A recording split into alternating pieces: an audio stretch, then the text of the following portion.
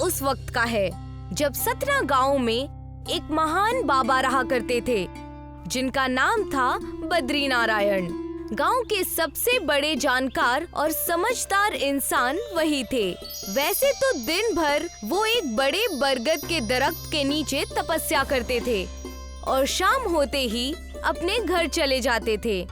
वो तपस्या में इतने लीन होते कि उन्हें कुछ आगे पीछे का दिखाई ही नहीं देता। लोगों का मानना था कि वो एक जादुई बाबा हैं। गांव और पिछड़ा और पुराने ख्यालातों का होने की वजह से गांव में बिजली भी नहीं थी। लोग हमेशा छोटी छोटी चीजों से परेशान रहते थे। वो देखो, बद्री नारायण पंडित जा रहे हैं। सुना है इनके गांव में बिजली नहीं है। बिजली की कटौती और पानी की समस्या इतनी ज्यादा है कि गांव में अनाज भी नहीं है। तो इनका गुजारा कैसे होता है, इसकी आखिर क्या वजह है? और लोग उसकी गांव की एकता को फिर भी तोड़ नहीं पाते। अरे अंग्रेज नहीं तोड़ पाए तो हम किस खेत की मूली हैं? बद्री नारायण उनकी बातों को अनदेखा करके बिजली विभाग के कर्मचारियों के पास पहुँचे। मैंने आप सबसे कितनी बार कहा है कि हमारे गांव में बिजली की समस्या का समाधान करिए। बच्चे पढ़ नहीं पाते, बुजुर्गों को रात में दिखाई नहीं देता और आप हैं कि हाथ पे हाथ रखे बैठे हैं। हमने आपकी गांव की अर्जी हमारे बड़े कर्मचारी और बड़े साहब को भेज दी है, लेकिन उनकी तरफ से कोई जवाब नहीं आया है। ये हम कई सदियों से सुनते आ रहे हैं। और अगर ऐसा है तो आप एक काम करिए कि आप कुछ मत करिए, हम अपना काम खुद कर लेंगे। इतना कहकर बद्री नारायण बाबा वहाँ से चले गए।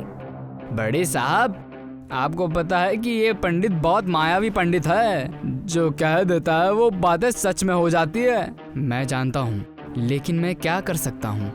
इनके बारे में मैंने भी बहुत सारी कहानियाँ सुनी हैं और सारी की सारी सच।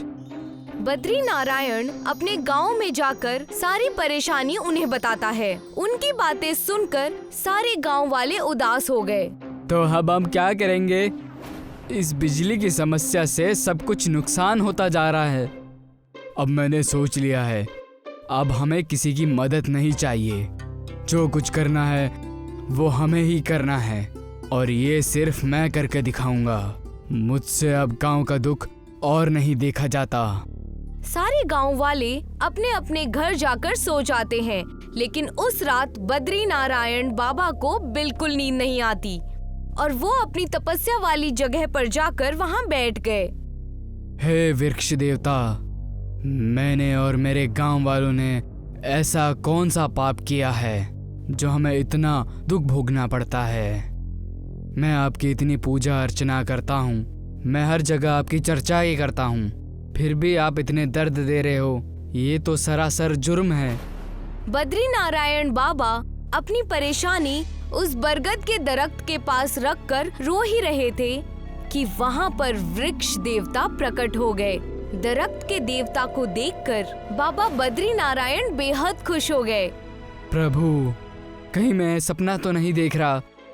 मेरा जीवन सफल हो गया प्रभु, मैं धन्य हो गया।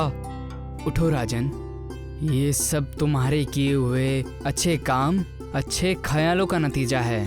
तुम्हारी घोर तपस्या और निरंतर प्यार की वजह से मुझे आना ही पड़ा। अब आप आ ही गए हैं तो आप हमारे दुख दर्द मिटा दीजिए। हमारा गांव बिजली की परेशानी से बहुत परेशान है। अब मैं आ गया हूँ ना, तुम उसकी फिक्र मत करो। इस बरगद के दरख्त को बिजली का दरख्त बना दूंगा, जिससे तुम्हारे और तुम्हारे नगर वासियों के हर एक मुसीबत खत्म हो जाएगी। जैसे ही दरख्त के देवता ने ये बात कही, पूरे पेड़ पर बिजली आ गई और देखते ही देखते पूरे गांव में उजाला हो गया। सारे गांव वाले वहां पहुंच जाते हैं और दरख्त के देवता को प्रणाम करते हैं। हम बेहद खुश हैं कि आप हमारे गांव को अंधकार से बचाने के लिए आ गए।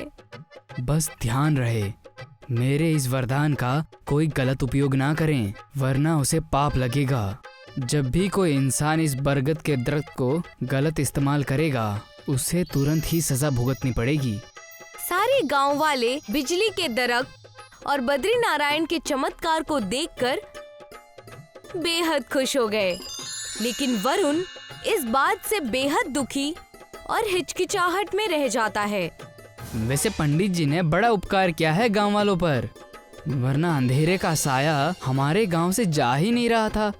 अब हमारे बच्चे अच्छी तरह से पढ़ लिख कर बड़े आदमी बनेंगे। मेरे मन में एक ख्याल आया है और मेरे पास एक तरकीब भी है। आपका चेहरा देखकर पता चला है कि जरूर आप किसी गलत चीज के बारे में सोच रहे हैं। रात के वक्त ही घर से उठकर वरुण उस बिजली के दरख्त के पास पहुंच जाता है। ये रहा मेरा खजाना। इस दरख्त ने बिजली तो दी ही है, अब मैं इसके डाल को काट कर शहर ले जाके बेचूंगा।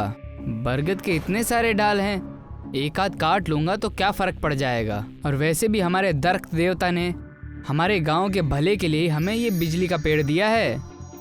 वरुण उस दरख्त की एक डाल को लेकर शहर चला जाता है। ये खरीदोगे भाई साहब?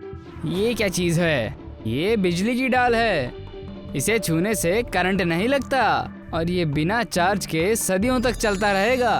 तुम्हें खरीदना है तो बताओ, वरना मैं किसी और दुकान पे जाता हूँ। अगर ऐसी बात है तो बताओ, ये बिजली की डाल कितने में बेचोगे? ये बहुत महंगी है और शहर में इसकी जरूरत पड़ सकती है। इस एक डाल से बिजली का बिल बच जाएगा और कोई खर्चा भी नहीं होगा। इसकी कीमत है 20,000 रुपए।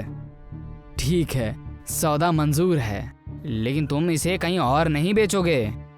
वरुण ने उस दुकानदार को बिजली की एक डाल बेच दी और वो गांव वापस आकर बिजली के दरख्त पर से बहुत सारी डालियां तोड़ने लगा और उन्हें बेचने लगा। आपके पास इतने पैसे कहां से आ रहे हैं? कहीं आप बिजली के दरख्त का कोई गलत इस्तेमाल तो नहीं कर रहे हैं ना? तुम थोड़ा धीरज नहीं रख सकती क्या? ये चीज हमारे परिवार के लिए, जिंदगी के लिए ही तो कर रहा हूँ। जैसी आपकी मर्जी। वरुण की बीवी को वरुण पर शक हो जाता है और वो अपने शौहर की रक्षा करने के लिए बद्रीनाथ बाबा के पास पहुंच जाती है। बाबा, मैं आपसे कुछ जरूरी बात करने आई हूँ। मुझे ऐसा लगता है कि ये बिजली के दरख्त का गलत इस्तेमाल कर रहे हैं। दरख्त देवता की बात ना मानने की सजा वरुण को जरूर मिलेगी। बद्री नारायण और वरुण की बीवी पूरे गांव वालों को बुलाकर उस बिजली के दरख्त के पास पहुंच जाते हैं। बिजली के दरख्त के कई सारे डाल टूटे हुए देखकर सब हैरान रह जाते हैं। ये कैसे हो सकता है? बिजली के दरख्त पर डाल कैसे कम हो गया? ये नामुमकिन है। मुझे तो सब बराबर ही लग रहा है। ये अभी पता चल जाएगा।